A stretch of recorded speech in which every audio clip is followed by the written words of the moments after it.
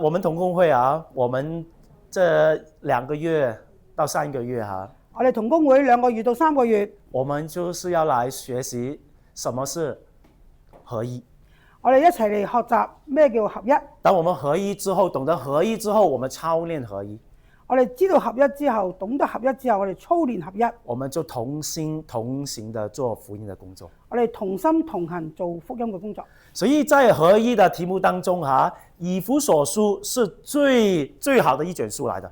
講到合一呢，以弗所書係最好一本書嚟嘅。因為以弗所書就是要解決合一的問題。以弗所書就係嚟解決合一嘅問題。所以我們其實從上周這一周開始我們都會講以弗所書。從今周開始，我哋開始係講以弗所書，看一下怎麼樣合一教會。點睇一睇教會點樣合一？今天呢，經文就是第1章1到14節的經文。今日呢，就係以弗所書第1章1到14節。我給的題目就是神你偏心。今日嘅題目係神你偏心。這個就是以弗所書1章1到14節要解決的問題。神你偏心。呢個就係咧以弗所書第1章1到14節要解決嘅問題，就係神你偏心。那到底偏心在哪裡呢？神究竟神偏心喺邊度呢？我們就從以弗所書的弟兄姐妹基本上有2派的。以弗所書基本上有2派嘅。以弗所的教會有2派的基督徒。以弗所教會有2派嘅基督徒。一派就是猶太人的信徒，一派係猶太人嘅信徒。第2派就是外邦人的信徒。另外一派就係外邦人嘅信徒。他們彼此之間心裡面都不平衡。彼此都唔平衡看對方很不爽，睇對方唔順眼。為什麼呢？點解呢？我現在就從另外一些經文，以弗所以外的經文來講。我而家阿苗傳道用另外一啲經文嚟講講。因為接下來我們都會給你自會看到以弗所書就是講這些問題的。你可以睇到以弗所書就係講緊呢個問題。猶太人心裡面不平衡是什麼哪裡不平衡呢？猶太人信徒心裡邊度唔平衡呢？就是在羅馬書的11章25節跟26節裡面說到。就係羅馬書11章25到26嗰度講到。裡面說到就是以色列人有幾份是硬性的，等到外邦人的人數填滿了，於是以色列全家都要得救。就係經文講到，就係咧以色列人有幾分係硬心嘅，等到外邦人咧嘅數目填滿咗，於是以色列全家都要得救。我們要用一個地上的思維來想這些經文。我哋用地上嘅思維嚟想上呢個經文。我哋用逆向嘅思維。你用逆向嘅思維。我普通話不太好沒關係。得。通常保羅說你什麼，就是你有什麼問題。保羅通常話你乜嘢，你就係有咩問題㗎啦。所以現在就是說，以色列的全家會得救。而家就係以色列全家係會得救嘅。他的逆向思維就是原本那個教會羅馬的教會，或者是其他教會都有一個想法，就是以色列是不得救的。有逆向嘅思維就係以色列咧應該係唔會得救嘅。所以保羅才在這裡才說，以色列我得到神的啟示，以色列最終會得救。但係咧，保羅得到神嘅啟示咧，就係以色列人係終於係全家得救嘅。所以在那個氛圍當中，外邦人的信徒一直就說：你們的國度、彌賽亞的國度、以色列的國度沒有啦。就係話以色列同埋彌賽亞嘅國度係冇噶啦。神已經不要再建彌賽亞國度啦。神唔會再建彌賽亞嘅國度噶啦。神不記得忘記了他過去跟大衛所立過的那個約。神咧已經忘記咗以前咧同大衛所立嘅約，忘記了，他不想再見到你們以色列民族啦。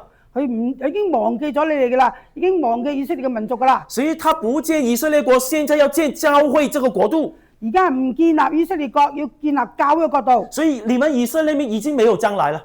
以色列人已經冇將來噶啦。所以保羅才在這裡說，於是我要反擊，我要反對你們外邦人的說法，就是以色列全家必定要得救的。但係咧，而家保羅就話我要反對你哋外邦人嘅諗法，以色列人咧係會全家得救嘅。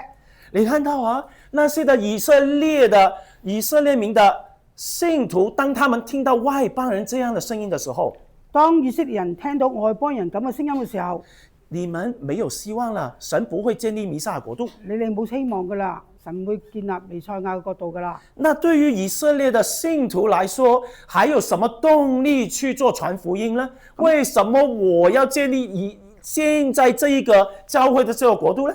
點解以色列人仲有動力去建立神嘅國度呢？點去建立神嘅所要求嘅國家呢？因為神你都不給我這個以色列的國度、彌撒的國度了，我沒有動力要建立你現在這個教會的國度。你都冇再俾希望我哋邊有動力去再建立呢個彌賽亞國度呢？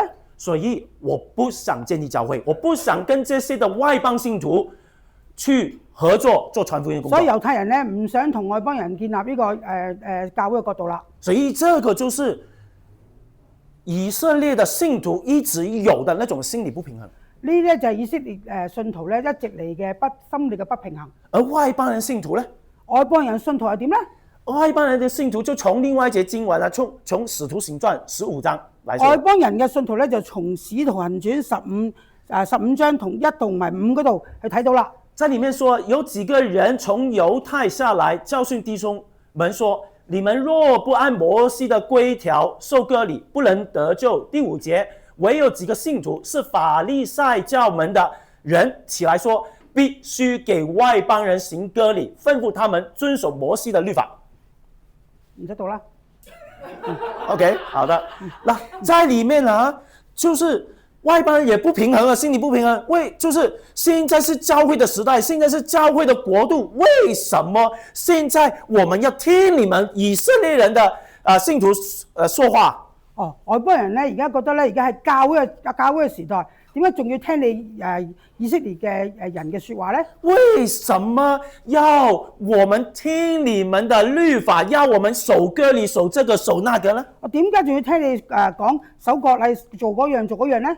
神啊，為什麼已經是一個新的時代，一個教會的時代，為什麼你不給一些新的啟示給我們呢？係啊，而家已經係新嘅時代，係教會時代，點解你唔俾啲新嘅啟示我哋呢？為什麼還要運用舊約的那些的律法條例呢？點解仲要用舊約嘅條例呢？律法呢？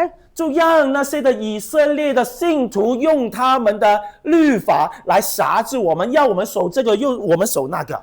使到呢個以色列人呢，用唔同嘅律法嚟轄制佢哋呢，甚至給我們感覺到，我們好像在教會裡面成了二等公民，以色列的信徒才是一等公民。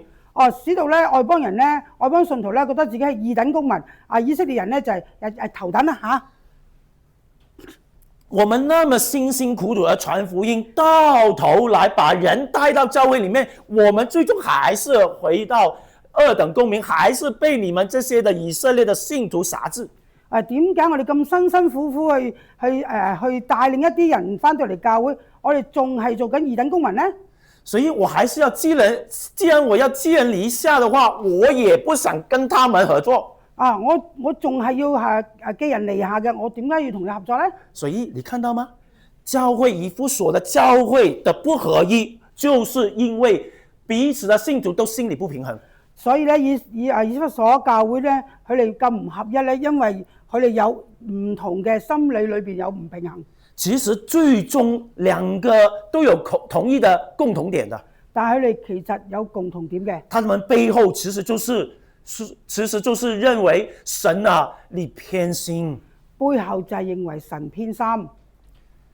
那今天呢，一節到14節，就是保羅要說神是不偏心的。而家就係一齊去探索第1節到第14節嗰度講到神係唔偏心嘅。所以我們要去探索兩個問題，第一就是神是否偏心呢？對於以色列的信徒，還有外邦人的信徒。而家我哋就去探索，第一就係究竟神係咪偏心以色列信徒定係偏心外邦人信徒呢？第二就是神如何做得到不偏心，很明顯。咁又睇睇神如何做到唔偏心呢？首先，神有沒有偏心呢？首先我哋諗下神有冇偏心呢？神肯定是不會偏心的。神肯定唔偏心啦。他不偏心在哪裡呢？神唔偏心喺邊度呢？就是他不偏心的地方，就是他把各樣的福氣祝福都要全給外邦人信徒，還有以色列人的信徒。神將佢嘅百般嘅福氣、百般嘅祝福咧，係俾以色列信徒，亦都俾外邦人信徒嘅。因為時間的緣故啊，所以我就簡單來說，那個福氣，神的福氣基本上有兩類。我哋基本上神咧有嘅福氣咧有兩類，第一個是個人，第二個是國度的。第一個係個人嘅，第二個係國度嘅。而這個個人的福氣跟國度的福氣都是要給外邦的信徒，還有以色列人的信徒。個人同國度嘅祝福都係要俾外邦人信徒，同埋俾以色列信徒嘅。大家都有個人的祝福，各人都有個人嘅祝福。而這些個人的祝福就是神要使每一個人都成為聖潔，沒有瑕疵。神要使每個人成為聖潔，冇瑕疵。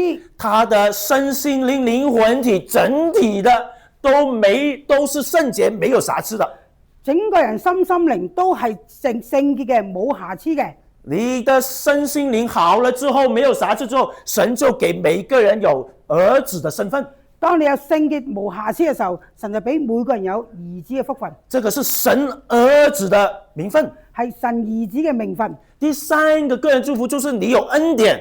第三個祝福就係你有恩典嘅。而這個恩典就是第四點跟第五點，就是你能夠得蒙救贖。第四點、第五點就係你得蒙救贖，還有就是過犯得以赦免，就係話過犯得以赦免，就是說你的身心靈完全在神的面前已經是聖潔，已經是公義，你能夠來到神的面前。你咧喺神面前咧，你係聖潔嘅，你係公義嘅，你係無瑕疵嘅。每個人都一樣，每個人都係一樣，從來就沒有偏心過神，從來冇偏心。而第二個的祝福就是國度的祝福。第二個係國度嘅祝福。當我們個人的生命已經被神潔淨之後，神給我們下一個祝福就是我們可以進到這個國度。神俾我哋成全人嘅祝福之後，讓我哋進入國度祝福。而這個國度就是彌賽亞的國度。呢個國度就係彌賽亞嘅國度。裡面說到第一個國度的祝福就是要使你們知道他旨意的奧秘。第一個角度就係叫祝福，就係等你知道佢個旨意嘅奧秘。這個奧秘啊，簡單來說就是無論是以色列人還是外邦人，他們都可以成為神的子民，都可以同蒙同一個應許進到彌賽亞國度。就係話以色列人或者外邦人都係同蒙神嘅應許進入彌賽亞國度。第二個神國的祝福就是同歸於一。第二個咧就係同歸於一，大家都同歸於一，那個一就是在基督裏。同歸於一係喺基督裏，大家在彌賽亞國度裡面都往同一個方向來敬拜，去到我們的主耶穌基督面前來敬拜他，來聆聽他的話。去同一齊去到彌賽亞國度，一齊去敬拜，一齊去讚美神，依此的認識同一個主，一齊認識同一個主。第三個國度的福氣就是基業。第三個角度就係基業，這個基業就是神在過去對亞伯拉罕所立過的約、立過的承諾裡面的基業。呢個基業就係以前同呢個先祖亞伯拉罕所立嘅約。他有什麼基業呢？他有子孫的基業，他有地的基業，還有國度的基業。有子孫嘅基業，有地嘅基業，有後代嘅基業，國度嘅基業。國度基業。而這個就是他們的盼望。呢個就係佢嘅盼望。這個就是從在舊約以色列民盼望，也是新約所有信徒的盼望。呢個係舊約時嘅盼望，亦都係新約時代嘅盼望。還有下一個的國度的祝福，就是他們有聖靈。呢個跟住就係有聖靈嘅印記。有聖靈的印記，就是他們因為有聖靈的印記，所以他們就有基業的憑據。佢有聖靈嘅印記，所以佢有基業嘅憑據。你有聖靈啊，你就一定有基業，一定有那個福分去享了將來。你有聖靈，你就一定有基業，一定有永恆。無論是以色列的信徒，還是外邦的信徒也好，只要你有聖靈，你就必定有這個憑據進到彌賽亞國度。不論你係以色列或者係外邦人，你有呢個有聖靈，你一定去到彌賽亞國度。最終的國度的祝福就是你能夠被贖，最後嘅就係你被贖，你完全釋放，你完全得自由，進到這個永恆的國度裡面。你完全自由，完全被釋放，進到彌賽亞嘅國度。所以這個就是經文給我們看到，神從來不偏心，從來都是把所有福氣都給所有相信他，無論是以色列的信徒也好，還是外邦的信徒也好。神從來冇偏心，不論你係以色列人或者係外邦人，神仍然係祝福你嘅。那他怎麼做到呢？我們神點樣做到呢？他不偏心嗎？但是他不偏心的動機還有付出是什麼？佢唔偏心啊！佢嘅動機同埋付出係乜嘢？經文給我們看到，他的動機一直以來都是出於愛，還有美意。佢一直以來都係愛同美意。你不能說神你捉弄我，你不懷好意。我哋唔能夠說講神你作弄我，你戲弄我，你不懷好意。神一直的心意，一直的動機都是愛，還有美意。神一直嘅心意都係愛同埋美意。因為在這三節經文呢，1章5節、1章9節，還有1章11節都說到，又因着愛我們，又因為那個美意，又因為那個旨意，也就是那個美意來做事的。我們神，我哋睇到以弗所1章裏邊5、9、11都係講到神嘅旨意係美意嚟嘅，係預定俾你嘅。所以神的動機不偏心的東西，完完全全就是因為愛還有美意。神所有嘅動機都係愛同埋美意。那他怎麼樣把這個愛還有那個美意那個動機怎麼賦予那個行動呢？佢點樣去將佢個愛同美意賦予行動呢？就是把他的愛子耶穌基督獻出來。佢就係將佢個愛子獻出嚟。就在那麼多的經文，在14節經文當中啊，在耶穌基督裏，或者是借着耶穌出現了那麼多的經文當中。喺14節經文裏邊咧，出現咗好多次係在耶穌基督裏。父神就告訴我們，我給你的愛，我給你的美意，完完全全在我的愛子當中能夠呈現出來的。我俾你嘅愛，俾你嘅美意，全部都係喺我個愛子裏邊呈現出嚟。我願意把我的愛子我最愛的那個愛子耶穌基督都給了你，你看不看到我的愛，看不看到我的美意啊？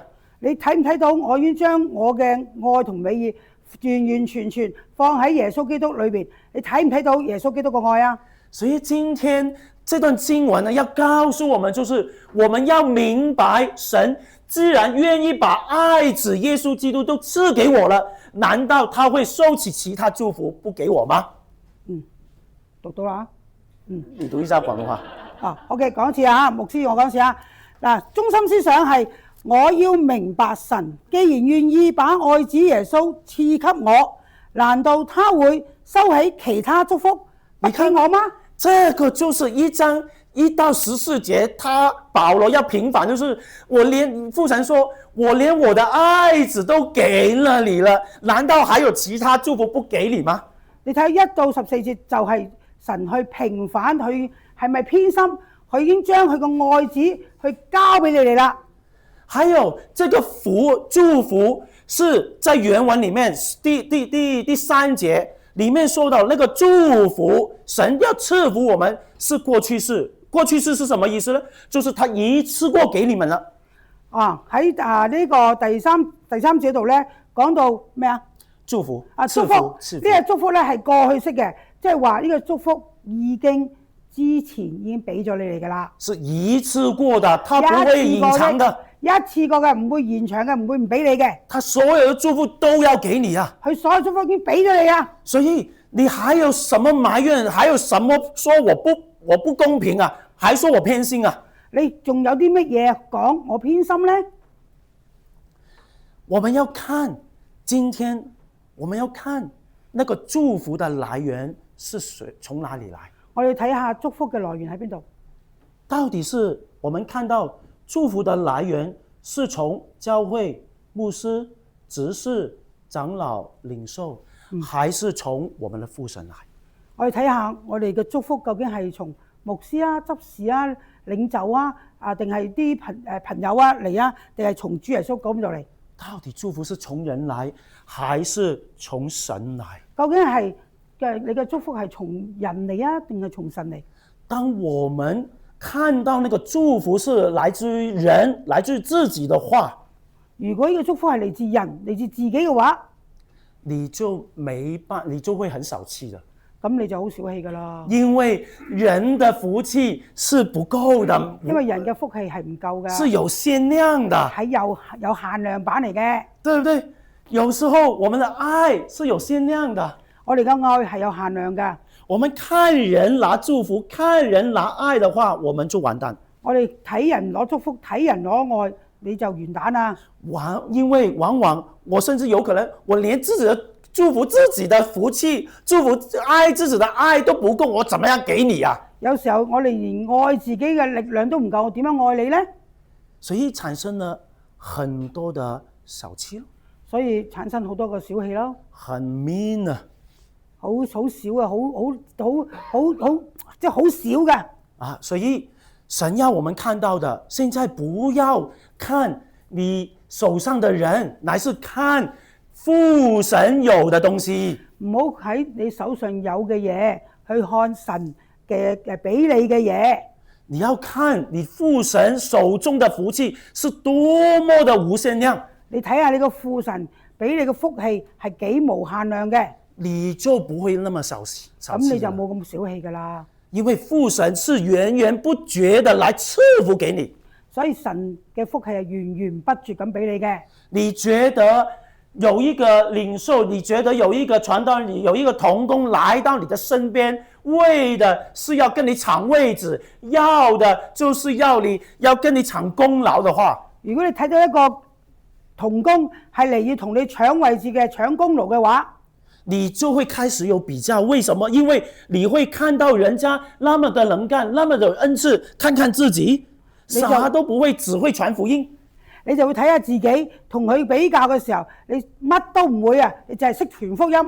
你就會跟他爭競了，你不可能跟他合一的。你就會同佢競爭嘅，你唔會同佢合一㗎啦。因為你會覺得他是要來搶你的位置的。你會覺得佢嚟搶你位置嘅。但是你其實就是心裡面就是神你不公平，為什麼不給我多一點力量，我就可以跟他抗衡呢？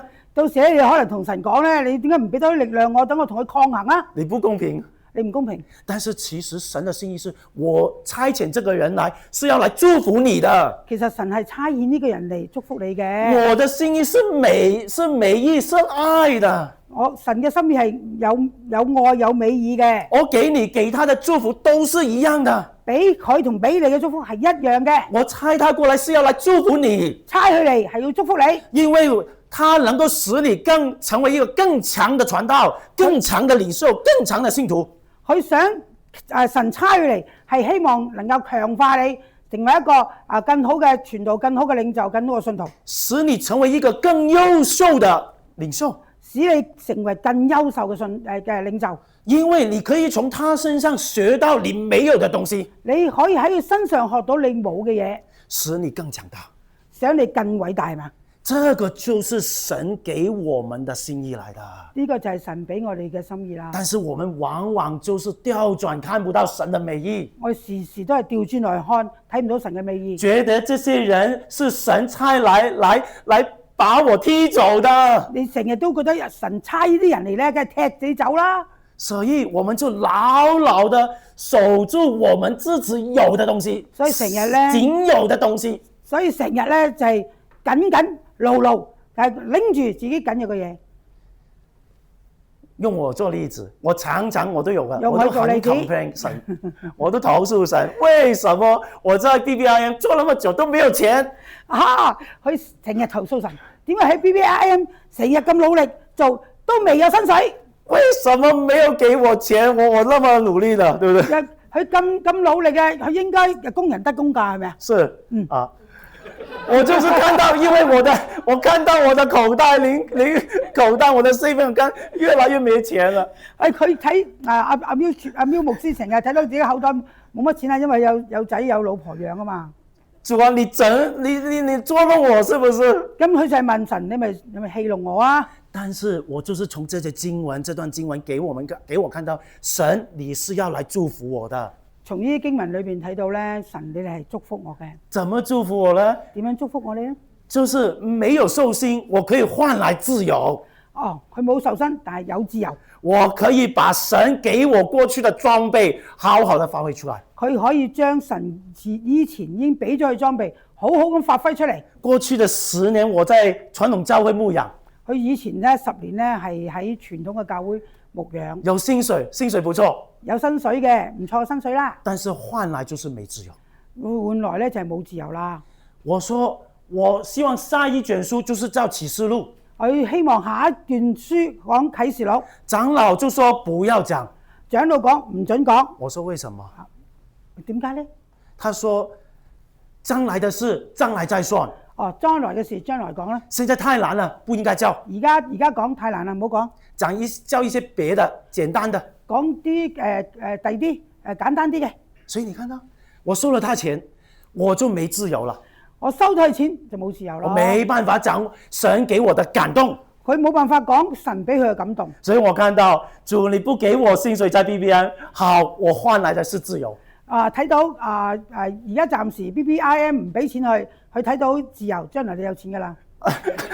不用將來，現在也有了。我告訴我，好感謝神。那到底有沒有錢？唔到將來，而家有啦。他就不是借着 BBM， 借着我的太太。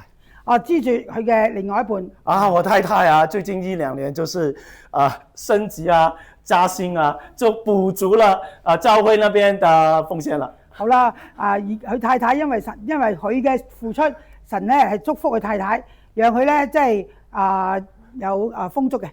是，所以你現在沒有事嗎？不要跟我太太說，他又說你把他的東西要講出來。唔好同佢太太講，我會嘅啦。咁咧就唔好同佢太太講佢哋嘅事情咧就唔好講出嚟。但是你看到嗎？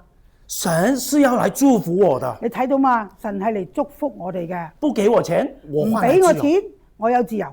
不給我錢，但是其實他給我錢是從另外一個渠道給我錢。佢係神會繼續去祝福佢，但係從另外一方面祝福佢。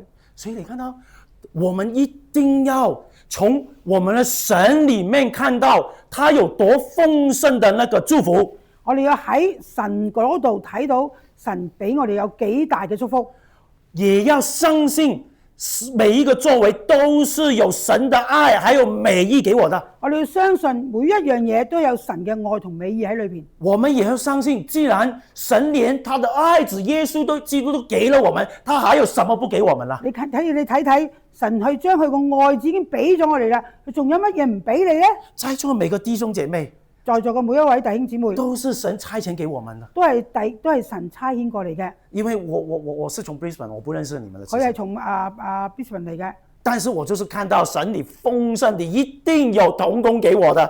睇到神佢相信神一定俾同工佢嘅。因為你說過是你要建立你的教會，因為神講過你要建立你嘅教會，你才是老闆，所以你一定要差遣你的員工，我的同工過來，才可以完成這個事。因為你係我哋嘅老闆，你會差遣你嘅員工，會差遣你嘅同工同我哋一齊去侍奉嘅。我看我自己的手機的話，我基本上很少朋友啦，我告訴你。如果靠佢自己嘅手機裏邊咧，唔係好多朋友嘅啫，裡面1000人2000個啦。裡面最多就是我太太，我告訴你。最多係太太。OK， 所以但是就是因為我看到神裡面的豐盛，所以我就禱告神你給我。喵牧師就係睇到神嘅豐盛，所以求神俾佢。所以在座的每一位都是我的祝福，在座每一位都係喵牧師嘅祝福，也是我們新恩教會的祝福，都係新恩教會嘅祝福，是要來使我們教會變得更強、更大、更好。使到我哋新恩教會能夠更強、更大、更好，使我們更加的合一，使到我哋更加合一。我們每一個人來不是要來爭競，不是要來計較，不是要來比賽彼此。我哋嚟咧，我哋一齊嚟到咧，唔係嚟鬥爭，唔係嚟競爭，唔係嚟爭，係嚟一齊去服侍教會，而是要來服侍教會，服侍我們主。我哋係要嚟服侍教會，嚟服侍呢個社區嘅，要來讓我們來同心合一來建立教會。讓到我哋能夠同心合一嚟建立教會。弟兄姐妹，你看到嗎？你現在看到，其實你有的資源不是在從你手上，而是從我們父神手上。你睇到嘛？我哋嚟嘅，你睇到個資源唔係從人嚟，係從神而嚟。如果你還繼續看到自己的東西的話，如果你仲係睇到自己嘅嘢嘅話，你會走不下去。你走唔落去嘅。你只會很小氣，只會斤斤計較，為什麼神你不給我這個，不給我那個？你會戰戰兢兢成日去問神，你點解唔俾呢樣個我，唔俾嗰樣嘢我？但是我們現在要把我們眼目放在我們的父神，這個願意祝福我們的父神的身上。我哋要將我哋眼目放喺我哋父神身上，使我們看到將來神給我們任何的資源，任何的人都認定這個是給我們的祝福。我哋將來會睇到神俾我哋嘅資源，俾我哋人都係神俾我哋嘅祝福。是要讓我們的教會，讓神的教會，讓神的大使命，神的國度不斷的擴大。要使到神嘅使命、神嘅國度不斷咁擴大。讓我們來禱告，讓我哋一齊禱告。真主耶穌基督，我們謝謝你。親愛主耶穌基督，我哋多謝你。謝謝你從你的話語，從你的啟示給我們看到，從你嘅話語，從你嘅啟示，讓我哋睇到。給我們看到你是一個不偏心的神，俾我睇到你係一個唔偏心嘅神。你連你的愛子都給我們，還有什麼東西不給我們呢？連你個愛子都俾我哋，仲有啲乜嘢唔俾我哋呢？主要過去我們就是只看到自己有的東西，過去呢，我哋睇到我自己有嘅嘢，我們也看到別人比我們強，所以我們就覺得人家是過來把我的位置踢走的。過去我睇到人哋比我強，呢個人呢過嚟咧，梗係想踢走我噶啦。但是我們就沒有用神你的眼光來看這個弟兄或者姐妹，原來過來是要來祝福我們的。原來我哋冇用神嘅眼光去睇呢個弟兄或者姊妹，佢其實嚟到我哋當中係嚟祝福我哋嚟噶，是要使我們成為更強的一個基督徒，一個更得勝的基督徒。係使到我哋能夠成為一個更強嘅基督徒，更得勝嘅基督徒，使這個教會更茂盛、更壯大的一個教會。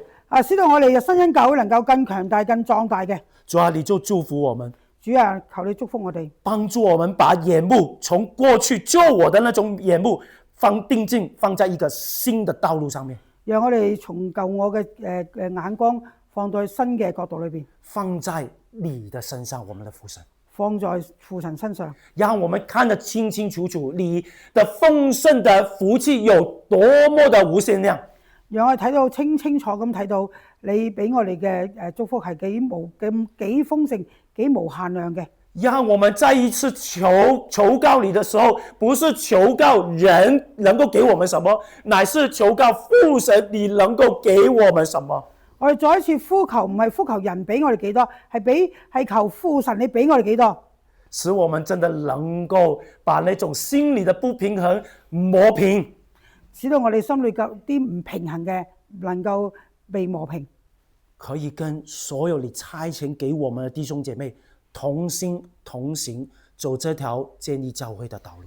使到咧神你差遣嚟嘅弟兄姊妹能夠讓我哋一齊同心同行，走呢一條窄路，一同來做彼此合作，來做大使命傳福音的工作，俾我哋一齊去做呢個大使命嘅工作，真的讓世人看見這個教會是一個合乎你心意，是跟隨基督的教會，使到咧世人咧睇到我哋呢個教會係合神心意嘅教會。